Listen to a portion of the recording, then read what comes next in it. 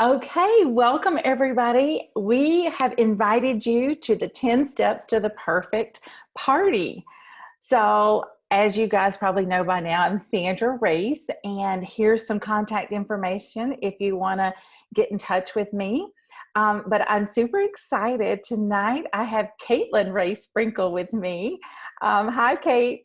Hi, how are you? I'm good. You know how it is, guys, when you're in business, you rope your children in to help you load the car, do a webinar. So we thought this would be a good topic because event planning, we've gotten a couple questions about that.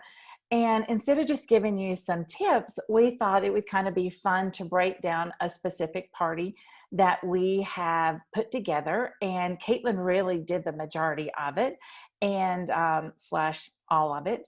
I got to be a guest, which that also teaches us a lot when we think about what we should and should not do at a party. So if you help plan events, if you do seasonal decorating, you realize that everyday happenings can be an event. When I had a girlfriend whose divorce was final and she said, "Can we have a party?" I'm like, "Of course." And so it kind of drove home how it doesn't matter. It doesn't have to be a big life-changing event, but what it can be is just life and things that we have in our life to celebrate. And I mean, listen, I want to have a party, an event to celebrate not having to wear a mask.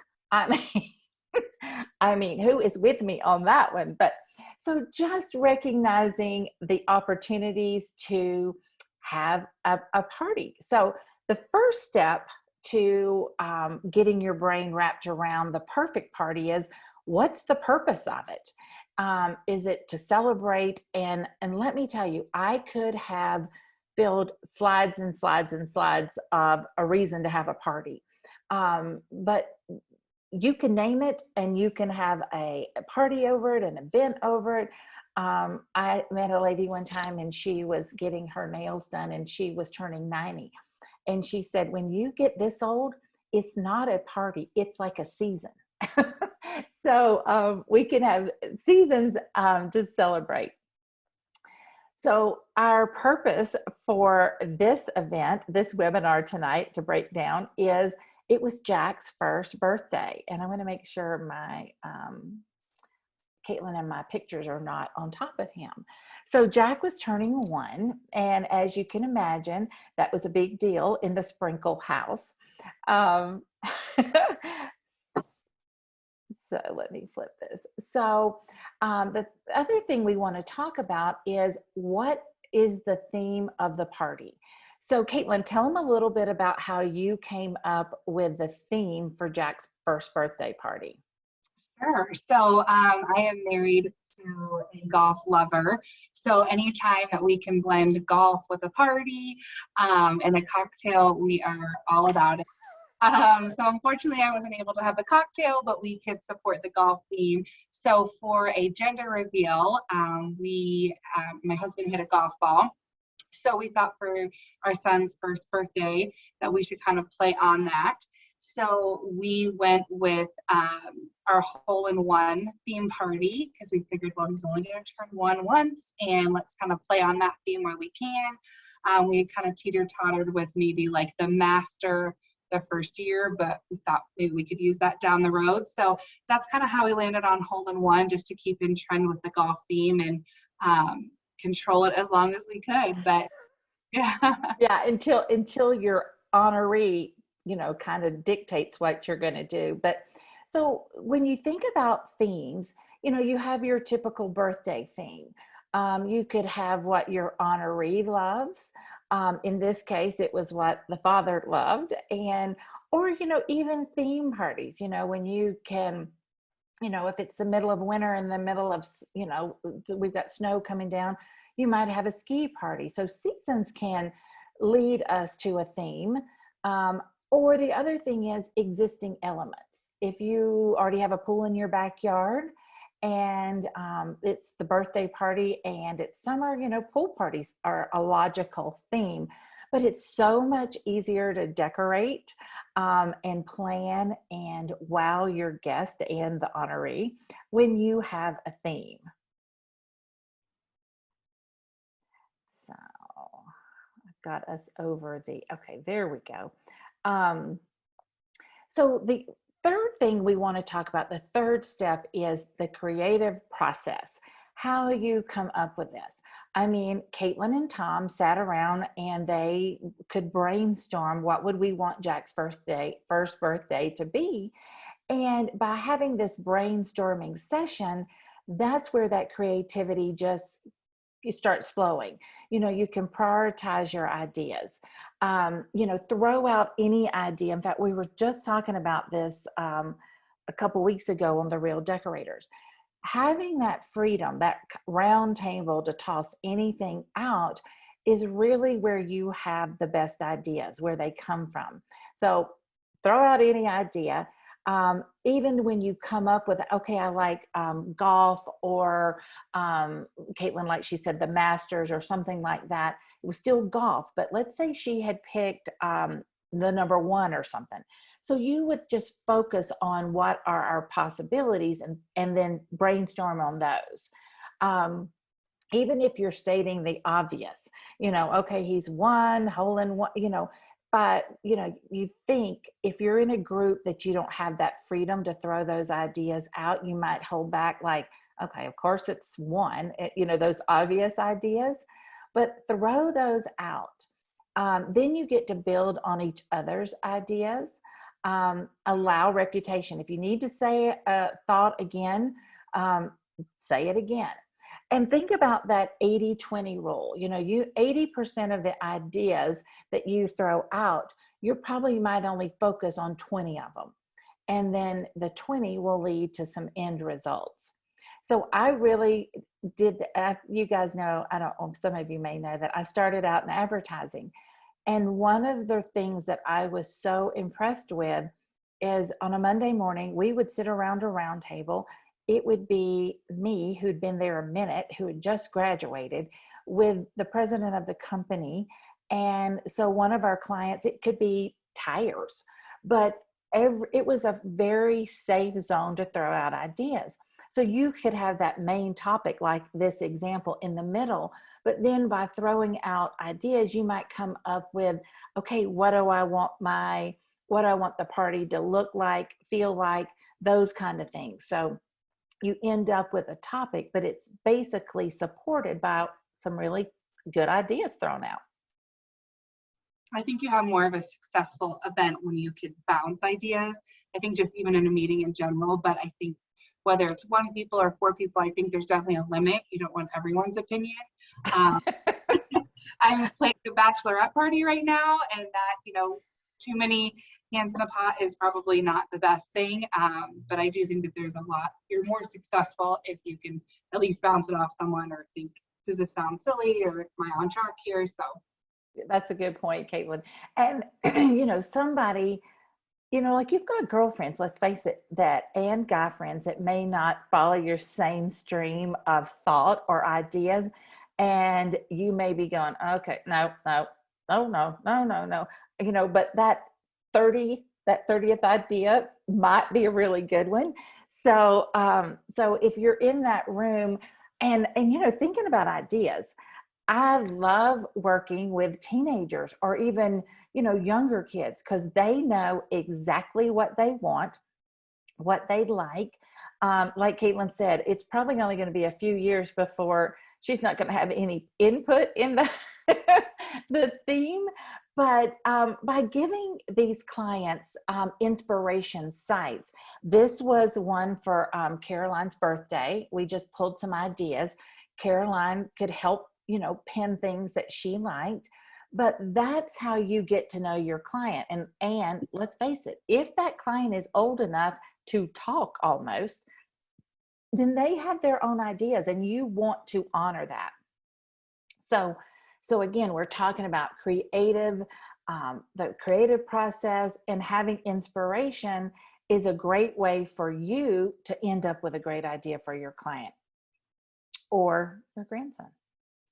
So number 4, I even hate to put this in here, but that me darn, too.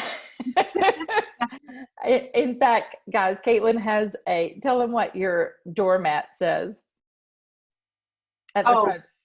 please hide packages from husband. Yeah.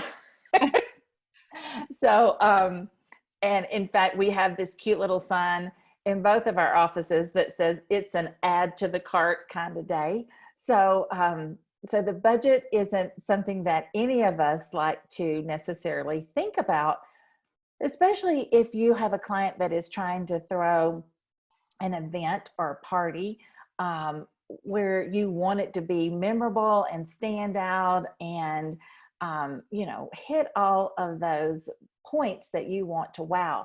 But you do need to consider the budget. And if you are being hired to help that client come up with this great party, as we all know, if they're not ready to buy the sofa and their budget doesn't allow for the sofa, when the credit card comes in for the sofa, they're not necessarily going to love you as much as they did when you were talking about ordering it.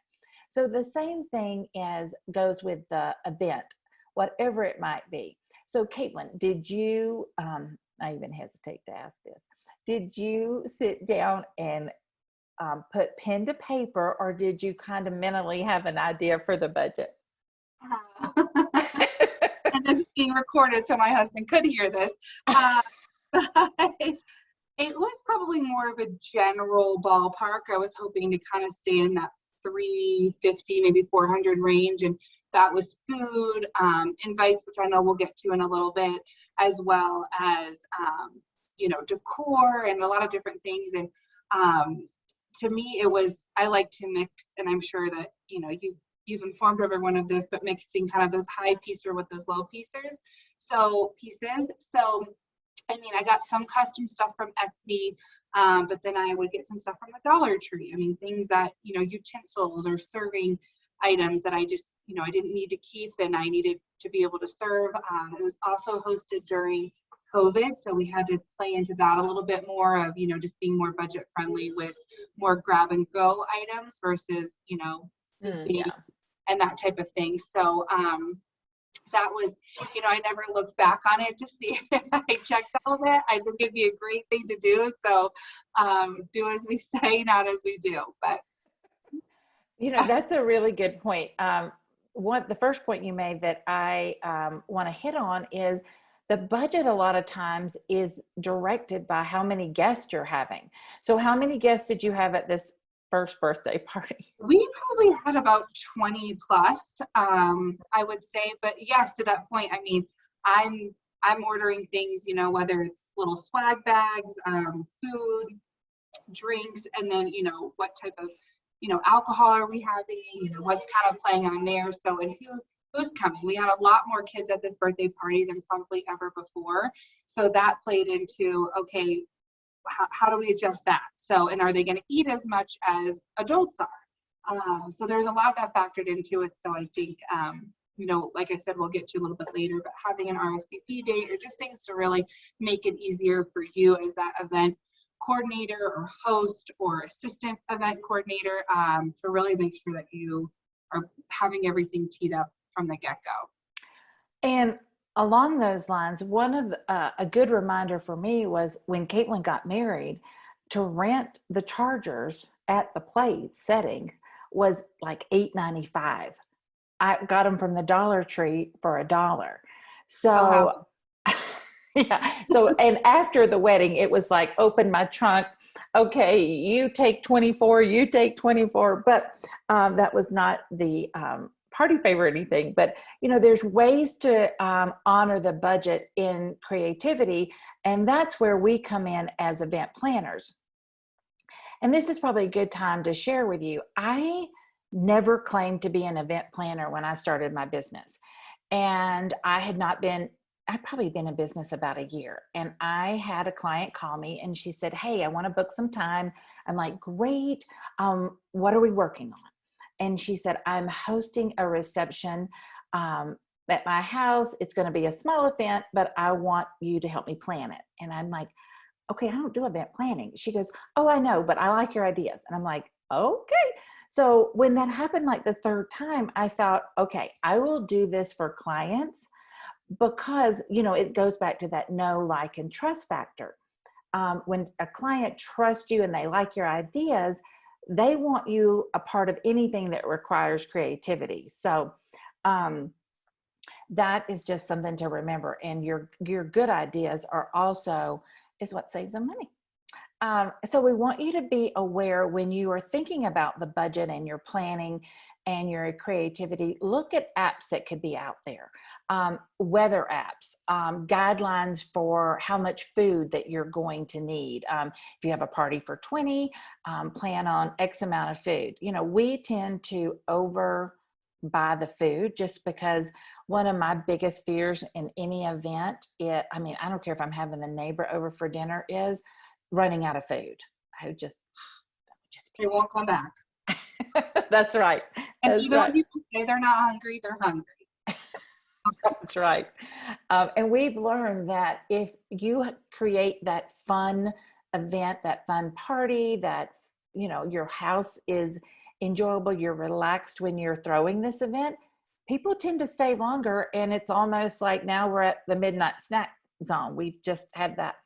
So number 5 is the expectations. What does your client expect this party, this event to look like? I always say you need clarifying opportunities, whether it's that inspiration site where you guys have penned those ideas, whether it is an idea book. I still like that touching and feeling that you can pull ideas out of a idea binder. And she goes, yes, I love that floral arrangement. Okay, well, that we can accomplish with, let's say $5, $10, whatever it might be. If she picks something that is going to cost $50 a centerpiece, then you're going to have to make sure everybody is on the same page, that clarity factor. So know what the expectations are. Listen, I don't care what your budget is, what expectations are. There is that unique factor that we need to bring to the party. The time frame. If they want this party by next weekend and you're booked with clients, okay, we can't pull it off. And that's where you're going to manage that. The involvement. If you're there just to throw out ideas, great.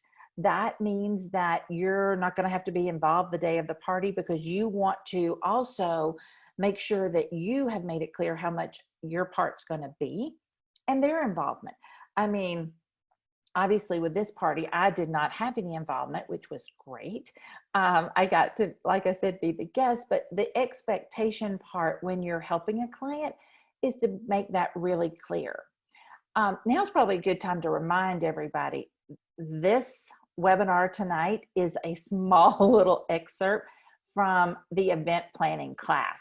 So there's a lot more detail that we could go into with all of these 10 points, but we wanted to just talk about the 10 points. So number 6 is the invite. You can do paperless, e-invites, printed. You can call if it's, a spur of the moment or depending on what kind of party it is, you can pick up the phone and call. You have that party line option where you call one person and they call the next person type thing. But make sure when you get to the invite, how you're going to let them know what to do, where to be, and how to dress. If there is a dress code, you want to be sure that you get all those details. So Caitlin, tell them about your invite for Jack's first birthday. Sure. So I feel like an invite is definitely a way to kind of give that extra touch, set the expectation for the type of party that they're coming to. Like, wow, we got an invite in the mail. This is going to be hopefully a really nice party, or, they put some thought into this. It's, to talk out of the other side of my mouth. It's also a great way, Evites have set up and supported. So if you want to cut a little extra cost, again, to my mom's point, depending on how many people are coming, if it was 45 people, we probably wouldn't be sending out, hard invites. Like I said, it was also during we're still kind of in the COVID time, but more of it. So it was nice for people to feel like, hey, I'm getting something other than a bill in the mail, and I'm gonna have something to look forward to. I am a big theme person, so it was really important to me that my guests knew that we would all be dressing up in golf attire, as well as for them to come and participate in that. If the weather was a little bit nicer, we would have done games, and I would have warned people of that. But I wanted to let people know that on the front end, so nobody walked in and was like, I didn't get the memo to wear, a golf hat or a golf shirt. And plus, honestly, it was something for people to, get out of their yoga clothes and dress up for something. So to me, it was important that we just took it full circle, and people got to participate in that. I'm just curious. This always blows my mind when I send out a printed invite, even an e-invite. How many people RSVP or don't RSVP? That reminds me, I need to RSVP.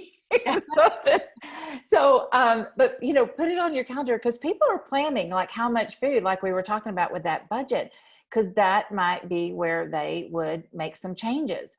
But go ahead. Interrupt you real quick, sorry. I think, again, it's knowing the audience, right? Like a wedding, it's very important that you have, you're tracking that, and a retirement party or something on a more large scale. I think, looking at this invite hindsight, the RSVP was on the back, so maybe logistic layout, people may have not flipped it over, it should have maybe been on the front. So I think things to think about like that, making it as easy as you can for that recipient to say, if it's a wedding, hey, did you pre-stamp the envelope to send it back to me? Like, that's going to make it one less thing, one step closer to making it easier for people to respond. Did you direct them in the right position, or the right direction? But I do think that that's important to put that out there. If there's a date, if it's time sensitive. Luckily, this one was family, so we could hunt everybody down, and kind of gave them that warning. But I do think that that's really important, that you make it as user and easy friendly for people. And I think, and again, depending on your crowd, having people dress up and get in character already puts the party into kind of a fun zone. Okay, so next we are talking about the welcome. You are going to set the stage for whatever it is, whatever party it is, at the front door. I just popped this one in because this was so cheap. This was Jack's baby shower, and the theme was Baby, It's Cold Outside. It was in a cold season, so where we talked about that season playing a part. So this was, I hate to say it, this was an average looking Christmas wreath to start with, but we just took little baby socks and clothespinned them up there. We had this Baby, It's Cold Outside that came in a bundle with some other little things. We literally made this so like 5 minutes, but it set the Sandra. Well, but the other thing that was, if you're in business and you are wanting to add this or just show your creativity, then what you can do is take a minute, and I did, it was cold outside, and I just took a minute and did a quick little video. Hey, we're just setting the tone before we go inside to the Baby, It's Cold Outside shower. Just ways to establish yourself as the expert. So setting that stage for the theme at the front door. And then this was immediately when you walked in the front door for Jack's party. This again is setting the tone. I thought this was adorable. Caitlin, how much did this cost? And, just where did you get it? Give them some details. Yeah. So I got it off of Etsy, and I had never ordered anything from Etsy. That's just not typically where I find things, but I thought, everyone raves about it, especially for birthday parties. So I think what I did is I bought the template that I think was maybe like $6. And of course, Etsy has so many different variations of things that, they think for you almost. And then I got it just printed at the local FedEx. So that cut down on shipping costs, or the material for her to have to ship it, to print it and ship it. So I think, with maybe the shipping, it came out to $20, $25. And it was a very heavy cardstock. So yeah, we'll hold on to that just just for the sake of it. The other thing that I wanted to mention about the wreath is, and I am not a DIYer at all, but you don't have to be the DIYer to host an event. I think there's got to be one crafty person in the bunch, or somebody, a mother-in-law, a friend, a sister that's willing to help. So lean on those people. I think it's really hard to host an event all by yourself, from prep to cleaning up to hosting. Does everyone have a drink? So you'll kind of navigate to that one person, or, whether it's, in this case, my mom, it's like, okay, she's got this half of the room, I've got the other half of the room. But it can be exhausting. So I think little touches like this go such a long way, but don't feel like you have to stay up till 3:00 in the morning doing all of it. That's a good point. So, I think delegating is also really important. But yeah, these little things made really big impacts for us and memories as well. That's a good point. So you don't necessarily have to roll out the red carpet, but I just thought this was so pretty. This is a wedding, obviously following a theme, but just the color story is continued up. You girls know how we talk about the zone. So, I mean, look how they have repeated this, but set some kind of welcome. Okay, so number 7, once you've welcomed them in, you've staged it, and now you want to follow it through. So Caitlin just bought some of these cute little signage opportunities. This was on the door leading to the bathroom, the basement, everywhere. It was like once you got in the house, you knew that this theme was there. It was ever present. I am making sure that I am not blocking. You're not. Okay, good. So Caitlin, tell them about your big ticket item.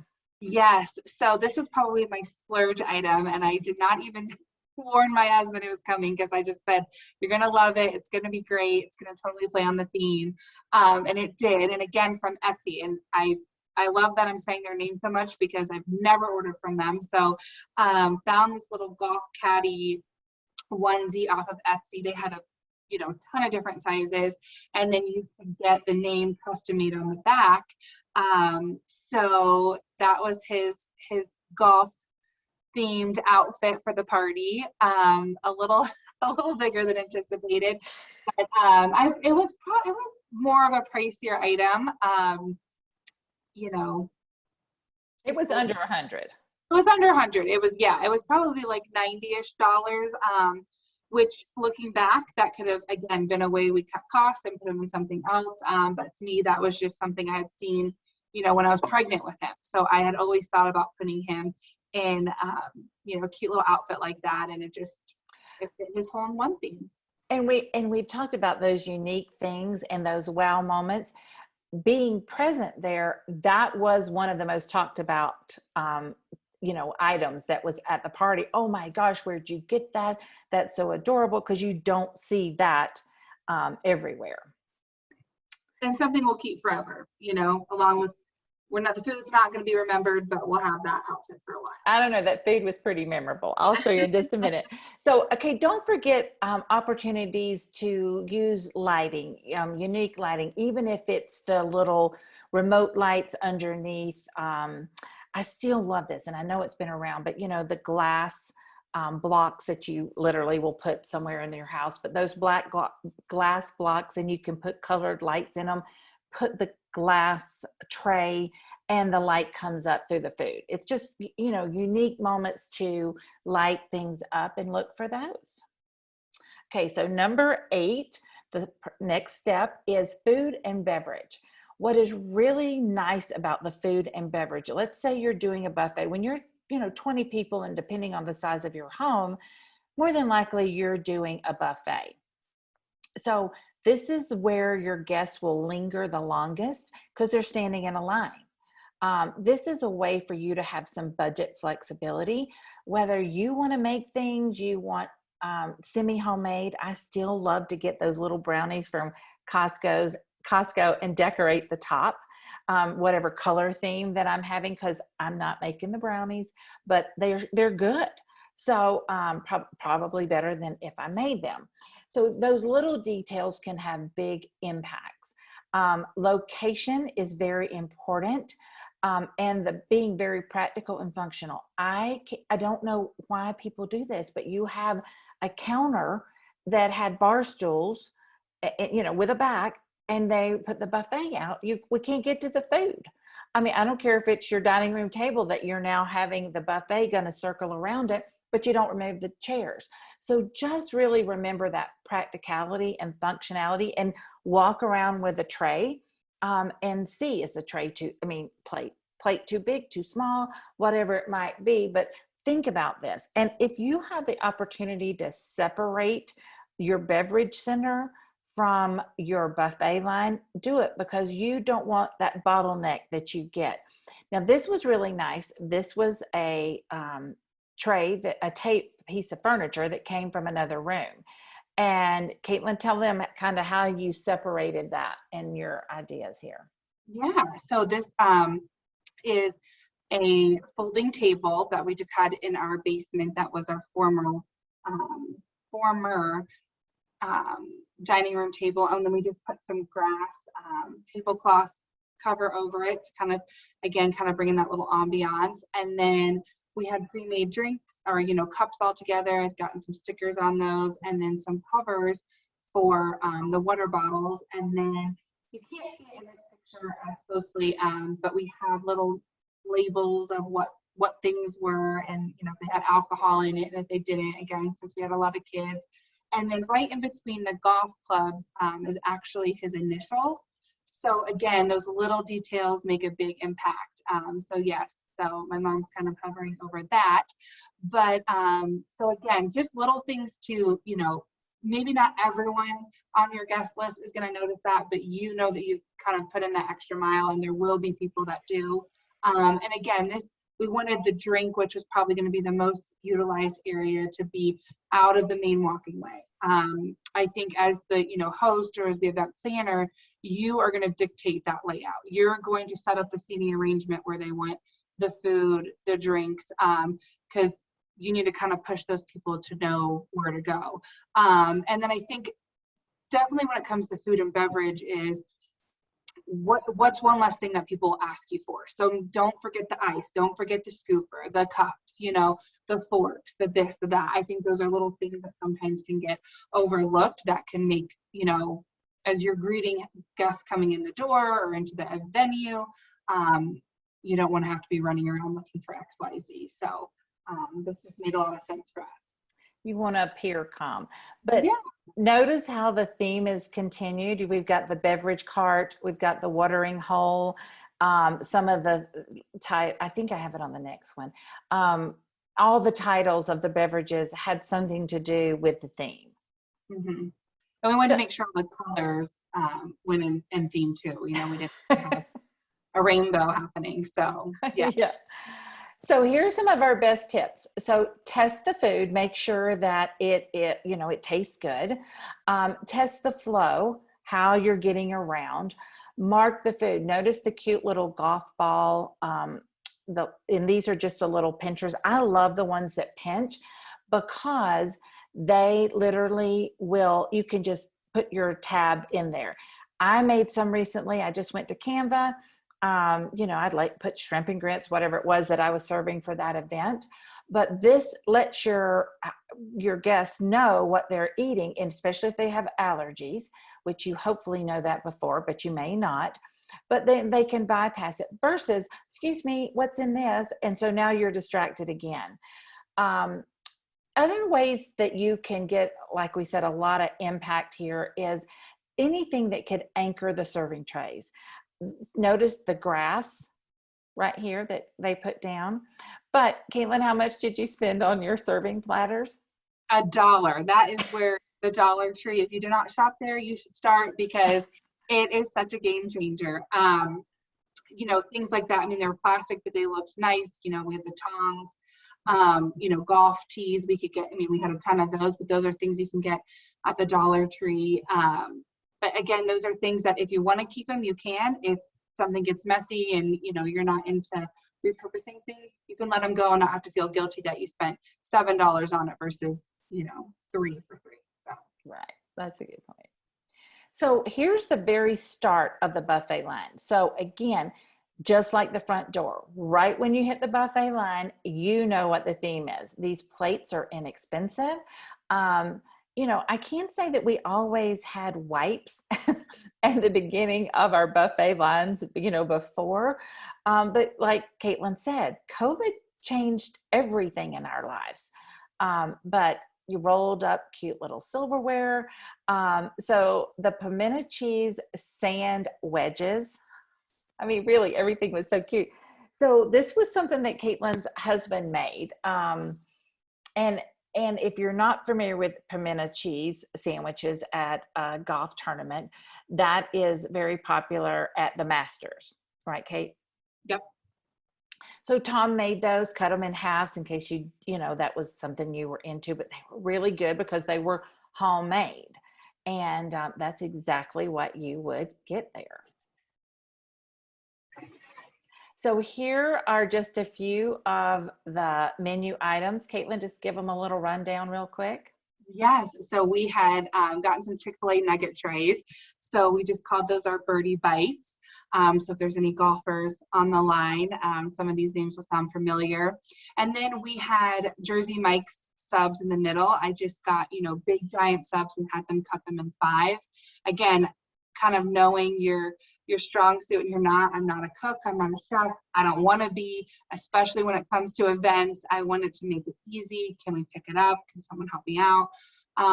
So this was a really great way to just kind of check the food box. And then on the right, we had peanut butter sandwiches, which were just Uncrustables. Again, we tried to make things as, COVID, cautious friendly, but then also kid friendly, but adult friendly. So really trying to check a lot of those boxes. And I think, again, like, whether it's a wedding, what are the dietary restrictions? Are people, do they eat fish? Do they eat meat? Do they not? So kind of knowing that on the front end, I think can really set it up for creating a more tailored menu for your guests. And knowing, this was also the timing of the day was around, lunchtime. So we knew we had to serve something a little bit more heartier and sturdy than just some chips and salsa. So I think depending on the time that the event is happening will dictate how heavy you are on the food to drink portion. That's a good point. I mean, if it's a time to eat, be ready for that. And in case you didn't know this, the Uncrustables were at one of the turns on some of the golf courses. That's kind of given there. Yes. And then we had we had putt pouches. So those were just apple sauces that they could, kids could squeeze. This was also another thing that I knew if we didn't go through all of them for the event, as well as the potato salad chips, on the right. Those are things that could have been saved, for other kids that came over or just guests that were staying longer. So that's also another thing that kind of went into it is, I don't want to put out all this hot food or this food that might go bad if it sits out for a couple of hours. And so budget wise, how could we kind of round that out to sustain that long term? And again, just kind of grab and go. The chips are more golf course friendly than maybe the applesauce pouches, but still kind of that grab and go mindset. And COVID friendly too. I mean, yeah. I hate to keep bringing that up because I know we're trying to push away from it, but that I think, you have to be cautious of that. I mean, I think knowing your demographics and kind of playing on that. So I know a lot of kids don't wash their hands, so we just need to be aware of that. So know what to tackle and not. Like you said, be true to who you are. If you're not a baker or a cook. I did not bake or cake. Oh my gosh. I'm telling you, these cupcakes were amazing. But they were also another one of those wow factors because everybody was like, do we eat these? These look so good. Are we supposed to? But, even the little golf ball on it was edible. So it was just, again, also a corner that was off of the traffic flow. So when it came time for beverage or dessert, you weren't in that main buffet line. So everything was just adorable, but also look at those opportunities. You're accessorizing, bring in some of the things you need to. This is an apothecary that got wrapped with a label that could have had bath bombs or something in it, or coffee beans or something. So, you know, using what you have. And I think another thing too, like here was, kind of pleasing both sides of the guest. So my son has an egg allergy currently, so we need to make sure that the smash cake was going to be egg free, but I didn't know what that was going to taste like. So I wanted to make sure the cupcakes had eggs. So if, for some reason one was not as good as the other, that the guest still kind of got that sweet spot. And then you can't really see it on the right side, but there are, I got donut holes and just put them in some clear plastic cups off of Amazon. So then they had donut holes kind of as their hole-in-one sweet treat spot. There were so many little theme moments that I even like, okay, oh, these are cute donut holes. I'm like, oh, okay, I get it. So that is again, something to think about. So number 9 of our steps and our tips is, that entertainment factor. Have you entertained your guest? And I didn't use every one of these, but at the mantle, again, at another location, you could stop and look at the photos of Jack from newborn. And every month was highlighted with a cute little ribbon going through it. So you got to enjoy his first year of life, but it gave your guests something to do. So think about those entertaining moments, the music, if you're going to do dancing, if you're going to have games. If you are, then line those games up with the theme. Something to see throughout. Like we said, at the front door in the foyer was, things Jack was into. Now at the fireplace in the family room, we're looking at Jack grow. So, and look for, those photo op opportunities, even if you had that screen that you could stand in front, like you're in front of, like you're at a golf course, some kind of fun step and repeat. If it's a Hollywood party, I know we did a Roaring Twenties kind of Chicago theme, and we had just some great photo ops in front of some big posters, and you could, dress up, and everybody came dressed. So look at those entertaining moments.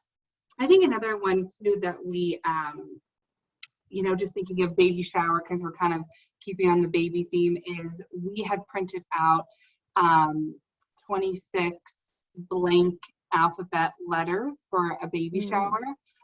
So, baby showers people either love them or they don't. Games can be awkward for people, music might be too loud. So kind of knowing that, but this alphabet, everyone could grab a piece of paper. There was tons of markers, colored pencils, and if people wanted to sit together and kind of color them. So it was much more social than I think you would think. And then we bound them and made them into a book for the mom and the baby to be. So just another. It was printed with, so each letter of the alphabet was on paper. Was on its own piece of paper. So everyone could come and pick their letter. So if you got B, and then you could color in the B, and you could maybe draw a ball or a bumblebee or something like. So you could put all the different things that start with that letter on that piece of paper. You could draw it, you could write it, and then that artist would sign it, and then it would all get bound into a book. And you could just get a bounded 3-ring binder or something like that from the store. But that was just a nice thing for entertainment that didn't require, the host feeling like to carry on conversation, or, there's obviously not going to be any dancing. So just to kind of mix it up a little bit.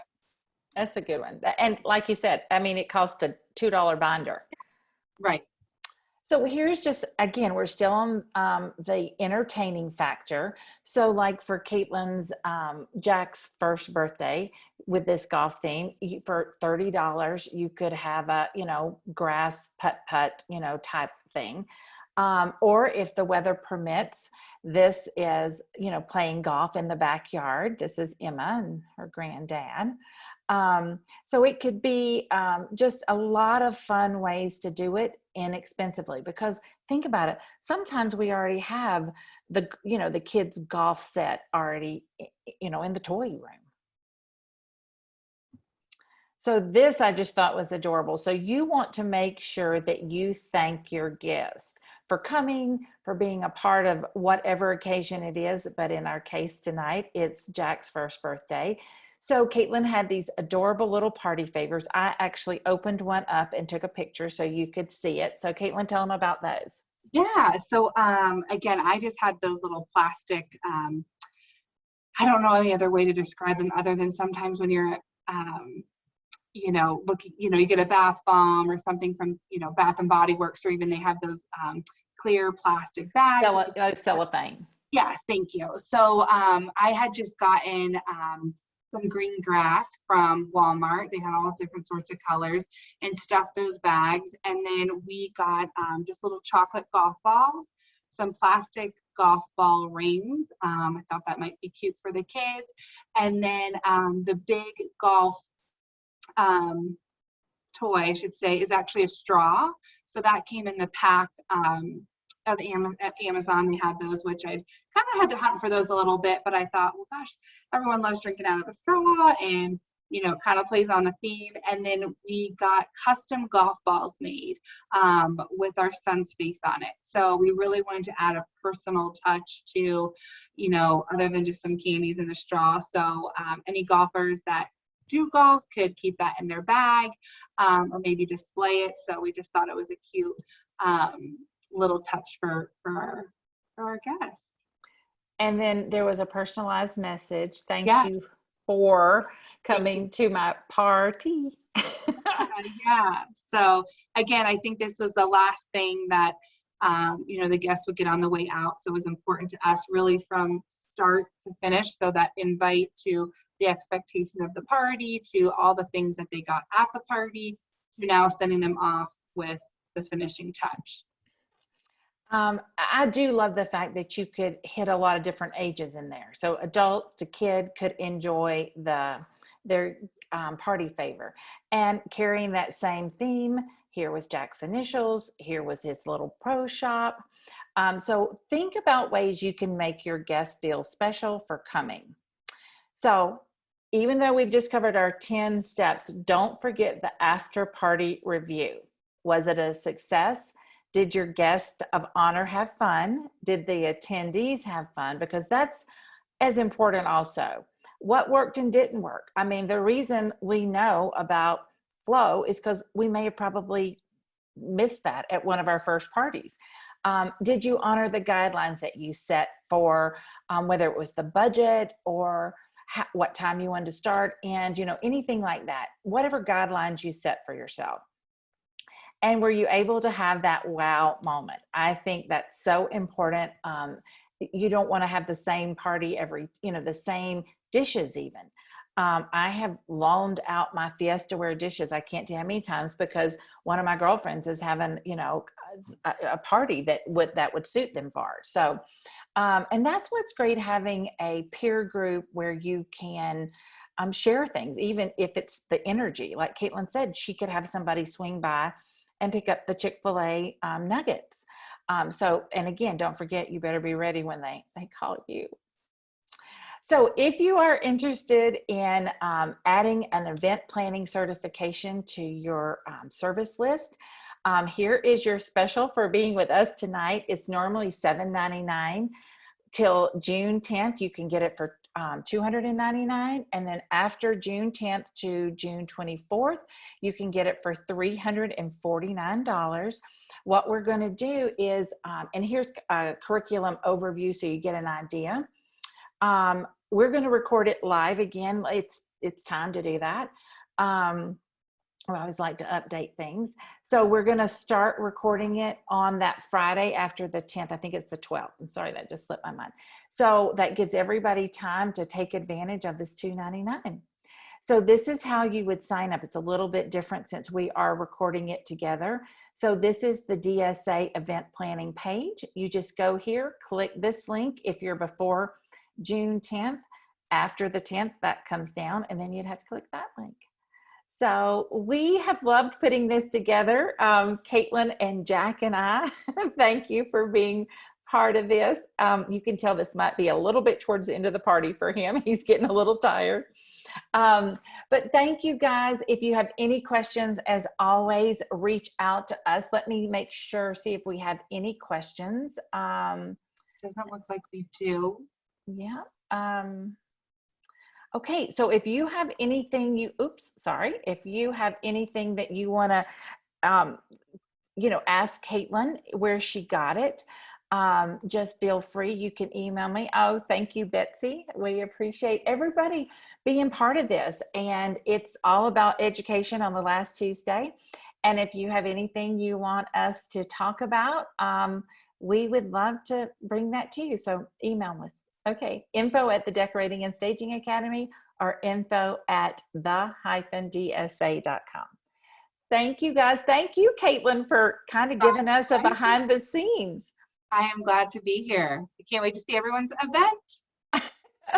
Thank you guys.